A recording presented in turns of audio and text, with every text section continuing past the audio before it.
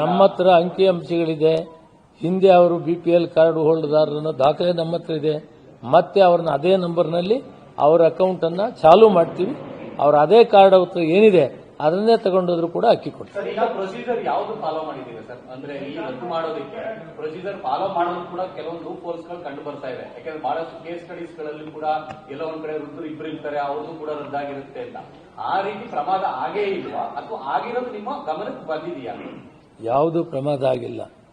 ಯಥಾಸ್ಥಿತಿ ಹೋದ ತಿಂಗಳು ಇದು 1-1.5 ತಿಂಗಳು 2-3 ತಿಂಗಳಿಂದ ನಡೆದಿದೆ.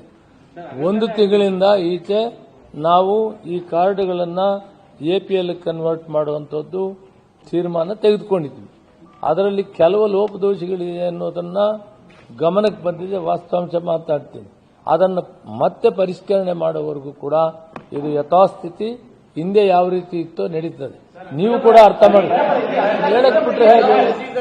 ನಾನು ಹೇಳ್ತಾ ಇದ್ದೀನಿ, ನಾನು ನಿಲ್ಲಿಸಿಲ್ಲ, ನಾನು ಹೇಳ್ತಾ ಇದ್ದೀನಿ ಕೇಳ್ತಿದ್ರೆ ಏನ್ ಮಾಡಕ್ಕಾಗಿದೆ?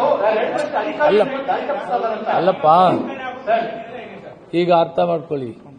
ಯಾವುದೇ ದೇಶದಲ್ಲಿ ಆ ಜನಸಂಖ್ಯೆ ಆಧಾರದ ಮೇಲೆ ನೋಡಿದಾಗ ತಮಿಳುನಾಡು ತಗೊಳ್ಳಿ, ಕೇರಳ ತಗೊಳ್ಳಿ, ತೆಲಂಗಾಣ ತಗೊಳ್ಳಿ, ಆಂಧ್ರಪ್ರದೇಶ ತಗೊಳ್ಳಿ, 50% ಮೇಲೆ ಇಲ್ಲ.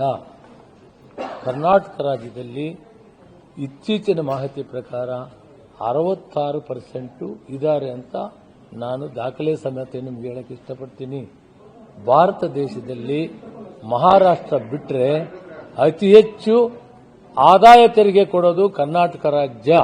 ಅಂದ ಮೇಲೆ ಕರ್ನಾಟಕ ರಾಜ್ಯದ ನಾಗರಿಕತೆ ಆಗಲಿ, ಜನರ ಆರ್ಥಿಕ ಪರಿಸ್ಥಿತಿ ಆಗಲಿ, ದಕ್ಷಿಣ ರಾಜ್ಯಗಳಲ್ಲಿ ಅಥವಾ ಭಾರತ ದೇಶದಲ್ಲಿ 2ನೇಯಷ್ಟು ಆರ್ಥಿಕವಾಗಿ ಸಫಲವಾಗಿರುವಂಥದ್ದು ಮತ್ತು ಸಮೃದ್ಧಿಯಾಗಿರುವಂಥದ್ದನ್ನು ದಾಖಲೆ ಹೇಳ್ತವೆ. ಆದ್ದರಿಂದ ನಾವು ಪರಿಷ್ಕರಣೆ ಮಾಡಲೇಬೇಕು ಅಂತೇಳಿ ಪ್ರಯತ್ನ ಮಾಡಿದ್ವಿ. ಪರಿಷ್ಕರಣೆ ಮಾಡುವಂಥ ಕಾಲದಲ್ಲಿ ಕೆಲವು ಬಿಪಿಎಲ್ ಕಾರ್ಡ್ಗಳು ಎಪಿಎಲ್ಗೆ ಹೋಗಿರಬಹುದು ಅಂತ ಸಂಶಯ ಬಂದದ್ದಕ್ಕೆ ಮತ್ತೆ ನಾವು ಇದನ್ನು ಪೂರ್ತಿ ಪ್ರಮಾಣದಲ್ಲಿ ಯಥಾಸ್ಥಿತಿಗೆ ತಂದು ಆಮೇಲೆ ಚಿಂತನೆ ಮಾಡ್ತೀವಿ. ಈಗ ಪರಿಷ್ಕರಣೆಗೆ ನಮಗೆ ಯಾವುದು ಕೂಡ ಅಭ್ಯಂತರ ಇಲ್ಲ. ಯಾರು ತೆರಿಗೆ ಕಟ್ಟದ್ರೆ ಅವ್ರು ಕೂಡ ನೀವು ಅನಾರ ಮಾಡಿರೋದು ಅದು ಸರಿ. ಆದ್ರೆ ಕೂಲಿ ಕಾರ್ಮಿಕರು ಇದು ಏನೋ ತೆರಿಗೆ ಕಟ್ಟದೇ ಇರ್ತವ್ರು, ಅವ್ರು ಆಟೋ ಚಾಲಕರು, ಇವನ್ನೆಲ್ಲರೂ ಕೂಡ ನೀವು ಬಿಪಿಎಲ್ ತೆಗೆದಿದ್ದೀರಲ್ಲ, ಇದು ಯಾವ ಒಂದು ಮಾನದಂಡ? ಮತ್ತೆ ಮಾನದಂಡ ನೀವು ಪರಿಷ್ಕರಣೆ ಮಾಡುವಂತ ಸಂದರ್ಭದಲ್ಲಿ ಎಷ್ಟು ದಿನ ಮುಂಚೆ ಮಾಡ್ತಾರೆ? ನಾವು ಮುಂಚೆ ಮಾನದಂಡ ಹಾಕ್ಬೇಕಾಗಿತ್ತು. ಮಾನದಂಡ ಏನ್ ಮಾಡ್ತಾ ಇದ್ರು? ಜವಾಬ್ದಾರಿ ಆಗ್ತಾರೆ. ಈಗ 2 ದಿನದಿಂದ ಅವ್ರಿಗೆ ಅಕ್ಕಿ ಸಿಗ್ತಾ ಇಲ್ಲ. ಪಾನ್ ಕಾರ್ಡು ಅನ್ನೋದು ಒಂದು ವಿಷಯ ಬಂತು. ಅದರಲ್ಲಿ ಅವರು ಫೈನ್ ಕಟ್ಟಿದ್ದಾರೆ. ಆ ಫೈನ್ ಕಟ್ಟಿರೋದನ್ನ ಏನು ಮಾಡಿದೆ, ಇದನ್ನ ಲೆಕ್ಕಾಚಾರ ಮಾಡುವಾಗ ಇನ್ಕಮ್ ಟ್ಯಾಕ್ಸ್ ಫೈನ್ ಕಟ್ಟಿದ್ದಾರೆ ಅಂದ್ರೆ ಅವರು ಟ್ಯಾಕ್ಸ್ ಕಟ್ಟಿದ್ದಾರೆ ಅನ್ನೋ ಒಂದು ವಾತಾವರಣದಲ್ಲಿ ಇದಾಗಿದೆ. ಅಲ್ಲ ಅವ್ರದಲ್ಲ, ಫಾರ್ಮ್ಸಲ್ಲ ನೋಡಿ, ರಿಪೋರ್ಟ್ ಇನ್ಕಮ್ ಟ್ಯಾಕ್ಸ್ ರಿಪೋರ್ಟ್ ಮೇಲೆ ಮಾಡಿದ್ದಾರೆ. ಅಲ್ಲಿ ಬಿಪಿಎಲ್ ಅವರು ಇದ್ದಾರೆ ಅಂತ ಗೊತ್ತಾದ ತಕ್ಷಣ ಇದನ್ನು ರದ್ದು ಮಾಡಿದ್ದೀವಿ. ಇವತ್ತು ಅದಿಲ್ಲ, 5% ಕೂಡ ಇಲ್ಲ. ಇದು ನಿಧಾನವಾಗಿ ಅರ್ಥ ಆಗ್ತದೆ. ಯಾರಿವತ್ತು ಪೇಪರ್ ಮುಂದೆ ನ್ಯೂಸ್ ಮುಂದೆ ಬಂದಿದ್ದಾರಲ್ಲ, 5% ಕೂಡ ಇಲ್ಲ. ಓಕೆ, ಹಾಗಾದ್ರೆ ಮಾಧ್ಯಮಗಳ ಮುಂದೆ ಬಂದಂತವರು ಹಾಗಾದ್ರೆ ಅವರು ಯಾವ ಇದ್ರ ಮೇಲೆ ಬಂದಿದ್ದಾರೆ? ಕೋಪಕ್ಕೆ ಬಂದಿದ್ದಾರೋ ಅಥವಾ ಅವರು ಅನರ್ಹರು ಅಂತ ಹೇಳಿ ಅವರಿಗೆ ಅಕ್ಕಿ ಸಿಕ್ಕಿಲ್ಲ, ಅವರ ಅರ್ಹರೇ ಇದ್ದಾರೆ. ಅರ್ಹರೇ ಇದ್ದು ಅವರಿಗೆ ನಿಲ್ಲಿಸಿರೋದಕ್ಕೆ ಅವರು ಬಂದಿದ್ದಾರೆ. ಅದು